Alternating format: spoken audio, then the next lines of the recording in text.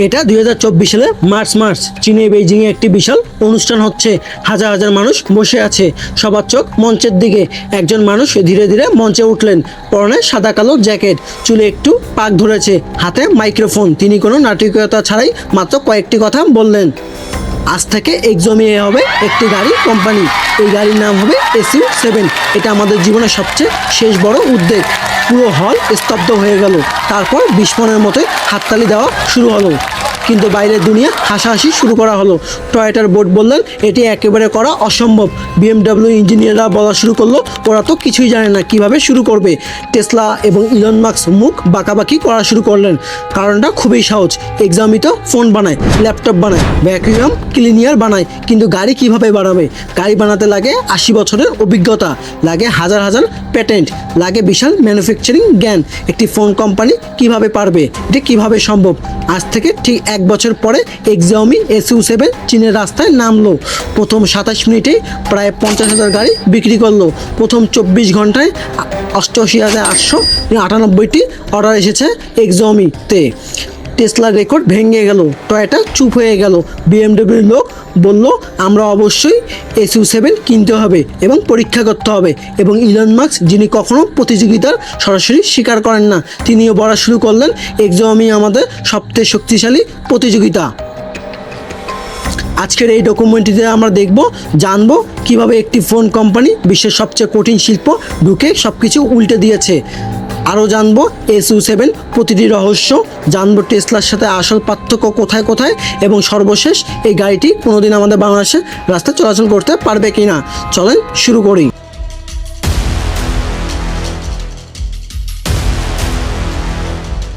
গল্পটা শুরু হয়েছিল 2010 সালে। চীনে বেইজিং শহরে একটি ছোট্ট অফিস।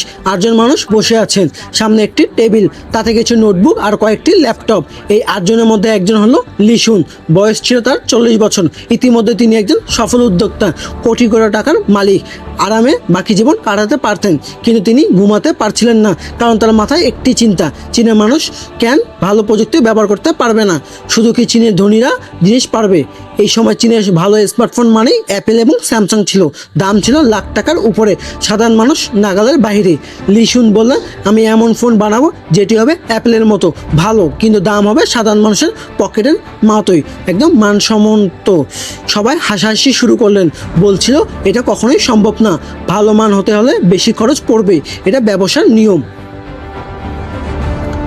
কিন্তু 2011 সালে এক্সমি ফোন বের করা হলো, নাম দেওয়া হলো Mi-1। দাম ছিল 19,099 চীনা ইউনিয়ন, বাংলাদেশি টাকায় প্রায় 25,000 টাকা। কিন্তু পারফরমেন্সে ছিল স্যামসাংয়ের শীর্ষ মডেলগুলোর সমান। মানুষ প্রথমেই বিশ্বাসই করতো না, ভাবতো এটি একটি নকল পণ্য, কিছুদিন যাওয়ার পরে নষ্ট হয়ে যাবে। কিন্তু 3-4 মাস যাওয়ার পরে ফোনটি এখনও চলাচল একদম নতুনের মতো ঝকঝকা ছিল, ছবি তুলছিল একদম দারুণ, গেম চলছে একদম অনায়াসে, একদম স্মুথভাবে। যখন মানুষের মুখে মুখে ছড়িয়ে পড়লো এক্সমির নাম, এরপর আর পিছনে ফিরে তাকাতে হয়নি এই কোম্পানিকে। 2014 সালে বিশ্বের সবচেয়ে বেশি বিক্রিত হওয়া ফোন ছিল এই এক্সমি, এবং 2018 সালে হংকং স্টক এক্সচেঞ্জে তালিকাভুক্ত হয়েছে এই কোম্পানি। 2021 সালে বার্ষিক রাজত্ব প্রায় 3,28,300,000,000 টাকা দিয়েছে। কিন্তু এক্সমি শুধু ফোনেই থামেনি, তারা বানিয়েছে চীনের স্মার্টফোন, চীনের number 1 TV, laptop, Apple MacBook এর সমতুল্য। স্মার্ট ওয়াচের মধ্যে ফিডব্যাক এবং স্যামসাংকে পিছিয়ে ফেলেছে। এয়ার পিউরিফায়ার, ঘরের বাতাস পরিষ্কার রাখার জন্য মেশিন, রোবোটিক ভ্যাকুয়াম ক্লিনার নিজের ঘর পরিষ্কার করে, এবং ইলেকট্রনিক স্কুটার। রাস্তায় লক্ষ লক্ষ স্কুটার চলছে। মানুষ বলতো এক্সমি কি সব কিছু বানাতে চায় নাকি? লিজুন তার এডমিন বললেন যা কিছু মানুষের কাজে লাগবে সবই আমরা বানাবো।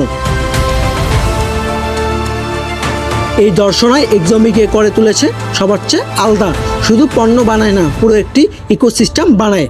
তোমার ঘরের যে যন্ত্রপাতি একসাথে কানেক্ট হবে সব এক জায়গায়, ফোন দিয়ে দেখা যাবে টিভি এবং সব কিছু, ঘড়ি দিয়ে বন্ধ করা যাবে লাইট, ভয়েস দিয়ে করা যাবে পর্দার মতো সব জিনিস।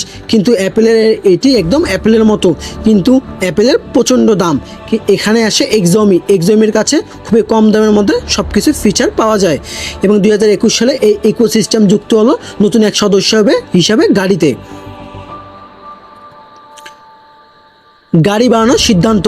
লি জুন মঞ্চে উঠলেন, হাজার হাজার মানুষ বসে আছেন, সবাই ভাবছেন নতুন কোনো ফোন হয়তো আনবে, নয়তো টিভি। কিন্তু লি জুন বললেন কিছু অন্য কথা। আজ আমি একটি বড় ঘোষণা দিতে চাই, এক্সমি গাড়ি বানাবে। আমরা $10 বিলিয়ন বিনিয়োগ করব এবং এটা আমাদের জীবনের সবচেয়ে বড় একটি উদ্বেগ এবং শেষ উদ্বেগ। এরপর তিনি চুপ হয়ে গেলেন, চোখ লাল হয়ে গেল, আবেগ সামলাতে পারছিলেন না, ক্যামেরার সামনে কেঁদে ফেললেন তিনি। সত্য করে কান্না, কোনো অভিনয় নয়, কারণ তিনি জানতেন এই সিদ্ধান্ত জীবনের সবচেয়ে বড় একটি ঝুঁকি। ব্যর্থ হলে তার পুরো সাম্রাজ্য ধ্বংস হয়ে যাবে মাটির নিচে। এবং বিশেষজ্ঞরা তারা বলা শুরু করলেন, গাড়ি শিল্প এতটা সহজ না। টয়োটা প্রায় 87 বছর ধরে গাড়ি বানাচ্ছে, BMW প্রায় 108 বছর ধরে, এবং টেসলা 15 বছরও ঠিকমতো লাভ করতে পারেননি। একটা ফোন কোম্পানি 3 বছরে কিভাবে গাড়ি বানাবে? এটা কোনো কোটি টাকার মূর্খামি ছাড়া কোনো কিছুই না। কিন্তু লি জুন ভিন্নভাবে চিন্তা করলেন। তিনি বললেন, পুরনো গাড়ির যুগ শেষ, পেট্রোল ইঞ্জিনের যুগ শেষ, এখন যুগ হলো ইলেকট্রনিক্স গাড়ির। এখন ইলেকট্রনিক্স গাড়ি আসলে একটি বড় স্মার্টফোনের মতোই, চাকাওয়ালা কম্পিউটার। এই কথা বুঝলে সব কিছু পরিষ্কার হয়ে যায়। দেখেন, একবার খেয়াল করেন, পেট্রোল গাড়িতে দরকার, যার ইঞ্জিন জ্ঞান এক্সমিতে নেই, গিয়ারবক্স প্রযুক্তি যেটা এক্সমির নেই, এক্সটেন্স সিস্টেম যেটা এক্সমিতে নেই। কিন্তু ইলেকট্রনিক্স গাড়ি হিসাবে ব্যাটারির টেকনোলজি বহু বছর ধরে এক্সমি বছরের পর বছর ল্যাপটপ বা ফোনে ব্যবহার করছে, যা এটির এক্সমি কোম্পানি এবং জ্ঞান ছিল। মোটর ইঞ্জিনিয়ারিং ক্ষেত্রে এক্সমির নিজস্ব স্কুটারই আছে এবং সফটওয়্যার অপারেটিং সিস্টেম হিসেবে MI UI বানিয়েছে, বছরের পর বছর চলছে। বড় ডিসপ্লে হিসাবে এক্সমি টিভি বানাচ্ছে, AI এবং মেশিন লার্নিংয়ের জন্য এক্সমি ক্যামেরা আছে। তাহলে গাড়ি কেন বানাতে পারবে না? তারা এডমিন বলা শুরু করলেন।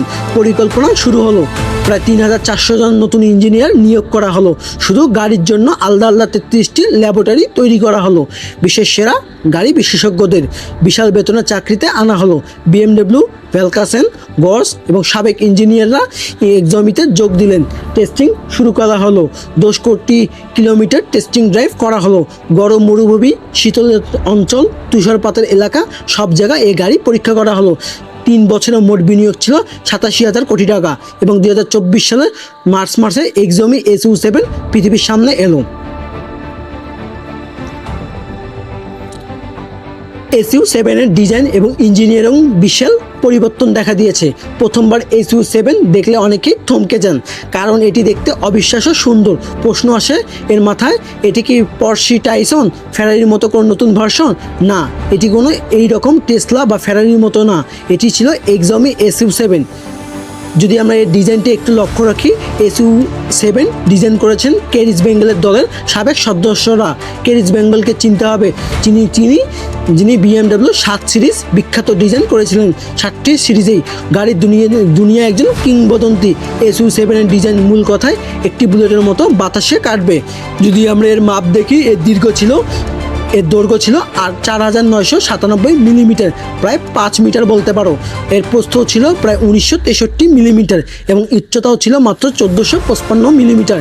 এর কম উচ্চতায় গাড়িকে স্পট করে, বাতাসে বাধা কমায়, বায়ু প্রতিরোধ কমায়। যদি আমরা একে তোমাকে ভাঙ্গায় বলি, তাহলে এর মানেটা তুমি বুঝতে পারবে। এর মানে হচ্ছে গাড়ির কম শক্তি খরচ করে গাড়ি বেশি দূর যায়, বাতাসের সাথে যুদ্ধ করে।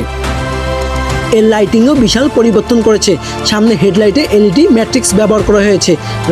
রাতে রাস্তায় পরিষ্কার দেখা যায় এবং অন্য গাড়ি চালকের চোখে আলো পড়ে না সহজে এবং অটোমেটিক্যালি ডিম আলো হয়ে যায়।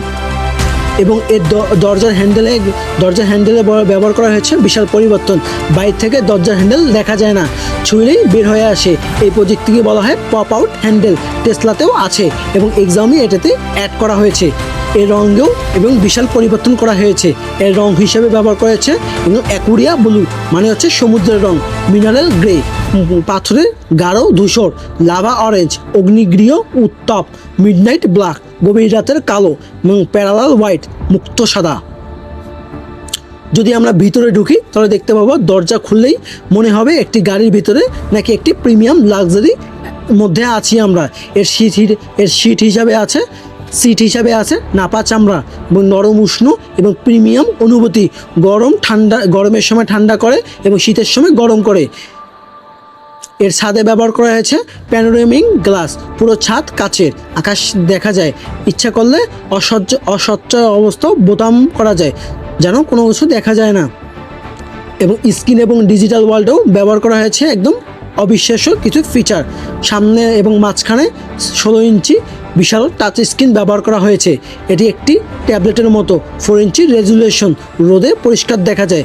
এবং সামনে যাত্রীদের সামনে আলাদা 7 ইঞ্চি ব্যবহার করা হয়েছে সামনে যাত্রীদের জন্য, 4 ইঞ্চি। পেছনের সিটে যাত্রীদের জন্য ব্যবহার করা হয়েছে বিনোদনের সুবিধা, বাচ্চারা থাকলে গেম খেলতে পারবেন।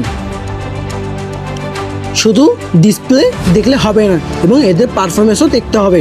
পারফরমেন্স শুধু সুন্দর দেখাতেই এটি কেউ কিনবে না, গাড়িকে দৌড়াতেও হতে হবে। তো SU7 কতটা শক্তিশালী, চলেন শুরু করি। চলেন সংখ্যাটা দেখে আসি। আমরা SU7 তিনটি ভার্সন পাওয়া যাবে, SU7 stand version, SU7 pro এবং SU7 প্রো ম্যাক্স। সবচেয়ে আমরা যদি স্ট্যান্ড ভার্সনটা দেখি, এর মোটরে ব্যবহার করা হয়েছে সিঙ্গেল রেয়ার মোটর, সর্বোচ্চ গতি হলো 299 হর্স পাওয়ার, এবং এর ব্যাটারিতে ব্যবহার করা হয়েছে 73 কিলোওয়াটস সেল বানিয়েছে। এবং এর রেঞ্জ যতদূর যায় 700 কিলোমিটার এক চার্জে। 0 থেকে 100 কিলোমিটার যেতে সময় লাগে মাত্র 5.5 সেকেন্ড। সর্বোচ্চ গতি হলো 210 কিলোমিটার ঘন্টায়। এবং চার্জিং, যদি আমরা চার্জিংয়ের কথা বলি, মাত্র 5 মিনিটে 120 কিলোমিটার বাড়ে। এর আরও দুইটি ভার্সন আছে। এর যদি আমরা SU7 ম্যাক্স ভার্সন দেখি, সবচেয়ে শক্তিশালী একটি ভার্সন। এর মোটরে ব্যবহার করা হয়েছে ডুয়েল মোটর, সামনেও মোটর এবং পিছনেও মোটর, এবং এর সর্বোচ্চ গতি হলো 668 হর্স পাওয়ার। এবং এর ব্যাটারিতেও ব্যবহার করা হয়েছে 101 কিলোওয়াটস, এবং রেঞ্জও আছে প্রায় 100 মিটার বেশি। যদি 800 কিলোমিটার, 0 থেকে 100 কিলোমিটার উঠতে সময় লাগে মাত্র 2 সেকেন্ড। এর সর্বোচ্চ গতি 265 কিলোমিটার ঘন্টায়, মাত্র 2 সেকেন্ড। মনে রাখুন এই সংখ্যাটি। পার্সি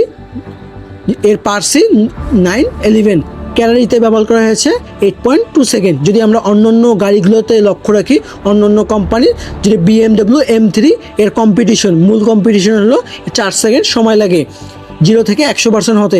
ফেরারি রোমা 3.8 সেকেন্ড লাগে। টেসলা মডেল 3 পারফরমেন্স অনুযায়ী 3.1 সেকেন্ড লাগে। এক্সমি SU7 ম্যাক্স 7তে এর সময় লাগে 2.78 সেকেন্ড, মাত্র 2 সেকেন্ডের কাছাকাছি। সবাইকে হারাই দিচ্ছে।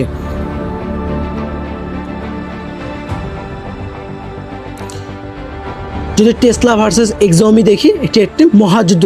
এবার আসি সবচেয়ে বড় একটি প্রশ্ন, এক্সমি SU7 টেসলা মিডল 3 কোনটি আসলে ভালো হবে? এক্সমি শুধু গাড়ি বানাচ্ছে না, এটি দুটো দর্শনের যুদ্ধ, দুটি দেশের যুদ্ধ, দুটি প্রযুক্তির যুদ্ধ। চলেন প্রতিটি বিষয় আলাদা আলাদা করে দেখি। যদি এর দাম দেখি, টেসলা মডেল 3 চীনা ভার্সন 2024 লাখ টাকা, এক্সমি SU7 স্ট্যান্ড ভার্সনে 21 লাখ টাকা, এক্সমি SU প্রো ভার্সন ছিল 26 লাখ টাকা, এবং SU ম্যাক্স ভার্সন হচ্ছে 33 লাখ টাকা।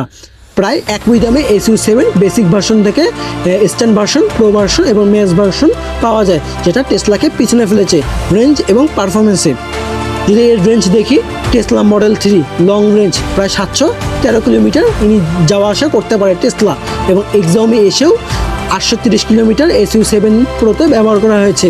একই দামের কাছাকাছি দুটি গাড়িতে প্রায় বিশাল পার্থক্য, প্রায় 117 কিলোমিটারের বেশি যায় এক্সমিতে। এর গতিতেও ব্যবহার করা হয়েছে বেশি। টেসলা মডেল 3 পারফরমেন্সে ব্যবহার করা হয়েছে 3.1 সেকেন্ড, 1 থেকে 100 পর্যন্ত উঠতে। এই জায়গায় এক্সমি SU7 ব্যবহার করা হয়েছে 2.78 সেকেন্ড। এতে বিজয় হয়েছে এক্সমি। চলেন লঞ্চ এবং বাজারের হিসাবটা দেখে আসি। 2024 সাল 28 মার্চ রাত 10টা বাজে চীনের সময় অনুযায়ী, এবং এক্সমি SU7 অফিসিয়ালি বিক্রির জন্য খুলে দেওয়া হয় পেজটি। এরপর শুরু হলো এক ঐতিহাসিক অর্ডার।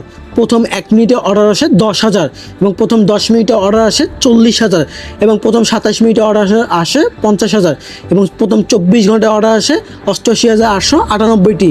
চীনের গাড়ি শিল্পে পুরো একটি ইতিহাস বদলে দিয়েছে। এর আগে কখনোই একটি গাড়ি এত দ্রুত বেশি অর্ডার পড়েনি। টেসলা মডেল 3 লঞ্চের রেকর্ড ভেঙে গেল। কিন্তু সমস্যা তৈরি হলো, কারখানা এত দ্রুত গাড়ি বানাতে পারে না। যারা অর্ডার দিয়েছেন তাদের অপেক্ষা করতে হচ্ছে 6 মাস, 7 মাস এবং কখনো কখনো দেখা গেছে 1 বছর পর্যন্ত। কারো অপেক্ষা করতে হয়েছে শেষ পর্যন্ত। এক্সিওমি যত দ্রুত কারখানা বাড়ানো সম্ভব সব কিছু বাড়াই দিয়েছে। 2024 সালে মোট বিক্রি করেছে 1,37,000 গাড়ি। নতুন একটি গাড়ি কোম্পানির জন্য এটি একটি অবিশ্বাস্য সংখ্যা। টেসলা তার প্রথম বছরে মাত্র কয়েক হাজার গাড়ি বিক্রি করেছিল। BYD শুরুটা ছিল এতটা ভালো না। এক্সিওমি সকল রেকর্ড ভেঙে দিয়েছে। চলেন দেখে আসি চীনের মানুষ কি বলছে SU7 চালিয়ে। চীনের বিভিন্ন রিভিউ থেকে সারসংক্ষেপে বলা যায় এই দামে একটি এত সুন্দর মান বিশ্বাসই হচ্ছে না। অনেকে এটি বলছিল। টেসলা চালাতাম 5 বছর হয়ে গেল, SU7 চালিয়ে অনেক মজা পেয়েছি, এখন আর টেসলাতে যাব না, পরিবারকে নিয়ে সব সুন্দরভাবে এই গাড়িতে যাওয়া যায়। সোশ্যাল মিডিয়ায় SU7 ট্রেন্ড করছে সপ্তাহের পর সপ্তাহ। চীনের তরুণ প্রজন্মের কাছে এক্সিওমি 7 হয়ে উঠেছে স্বপ্নের গাড়ি। চলেন, অনেকে প্রশ্ন করেন বাংলাদেশে কবে আসবে। এখন সবচেয়ে বড় প্রশ্ন আমাদের প্রশ্ন, বাংলাদেশের প্রশ্ন, এই গাড়িটি কি কোনোদিনও বাংলাদেশের রাস্তায় চলবে? সরাসরি উত্তর যদি দেওয়া যায় তাহলে উত্তর হবে না, কিন্তু ভবিষ্যতে আশাবাদী। কিন্তু কেন না, চলেন কারণগুলো দেখে আসি। সমস্যার কথা যদি বলি, গাড়ি এখনও শুধু চীনের মধ্যেই সীমাবদ্ধতা আছে। এক্সিওমি SU7 এখন পর্যন্ত শুধুমাত্র চীনের বাজারের জন্য, ইউরোপ, আমেরিকা এখনও যায়নি। বাংলাদেশে আস্তে আস্তে আরও অনেক সময় লেগে যাবে। ট্যাক্স এবং শুল্ক, চীনে SU7-এর দাম যদি হয় 21 লাখ টাকা, কিন্তু বাংলাদেশে আমদানি করলে শুল্ক এবং ট্যাক্সের মিলিয়ে দাম হয়ে যাবে প্রায় 70 থেকে 80 লক্ষ টাকা। এর দামে বাংলাদেশে কতজন কিনবে এই গাড়ি? চার্জিং অবকাঠামো, ঢাকায় হয়তো এই চার্জিং স্টেশন আছে, কিন্তু সিলেটে, রাজশাহী, রংপুরে, খুলনায় গাড়ি নিয়ে দূরে কোথাও গেলে চার্জ দেওয়ার জায়গা নেই। এর সবচেয়ে বড় একটি বাধা সার্ভিস সেন্টার হিসাবে এক্সিওমির কোনো অটোমেটিক সার্ভিস সেন্টার বাংলাদেশে নাই। গাড়ির সেন্টার হলে কোথায় যাবেন? গাড়ির সমস্যা হলে কোথায় যাবেন? BYD গাড়ি বাংলাদেশের রাস্তায় দেখা যায় অনেক জায়গায়, তাহলে আশা কোথায়? আশা আছে অনেকেই, কারণ বাংলাদেশে ইতিমধ্যে চীনের BYD গাড়ি এসেছে, MG, মেরিস, ম্যাগাজিন এসেছে।